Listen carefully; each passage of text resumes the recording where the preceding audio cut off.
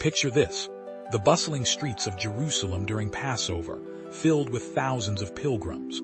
Among them, a 12-year-old boy sits confidently in the temple courts, surrounded by gray-bearded scholars hanging on his every word. This is Jesus of Nazareth, and he's about to astound the religious elite of Israel with wisdom beyond his years. The year is approximately 8 AD, and Jerusalem buzzes with Passover festivities. Jewish families from across the Roman Empire have traveled here to celebrate God's deliverance from Egypt. Mary and Joseph have brought young Jesus on this sacred journey, following Jewish custom. After the week-long celebration, they begin their return trip to Nazareth with their extended family and friends. But something's wrong. Jesus isn't with them. Panic sets in. They've traveled a full day before realizing their son is missing. Frantically, they rush back to Jerusalem, searching everywhere. For 3 agonizing days, they scour the city.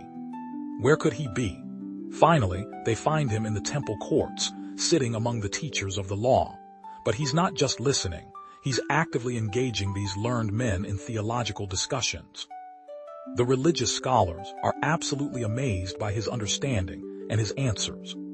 Luke chapter 2 verse 47 tells us that everyone who heard him was astonished at his understanding and his answers. These weren't simple childhood questions. Jesus demonstrated profound insight into Scripture and God's nature that left seasoned theologians speechless. When Mary approaches, her relief mixed with frustration is palpable. "Son, why have you treated us like this?" she asks. "Your father and I have been anxiously searching for you." Jesus' response reveals something extraordinary about his identity and mission. "Why were you searching for me?" he asks. "Didn't you know I had to be in my Father's house?" This is the first recorded instance of Jesus acknowledging his unique relationship with God the Father. Yet notice what happens next. Despite his divine wisdom and calling, Jesus returns to Nazareth with his parents and is obedient to them. He perfectly balances his divine nature with his human role as a son. This story teaches us that wisdom isn't about age or experience alone. It comes from God. It shows us Jesus' early awareness of his divine mission while maintaining his humanity.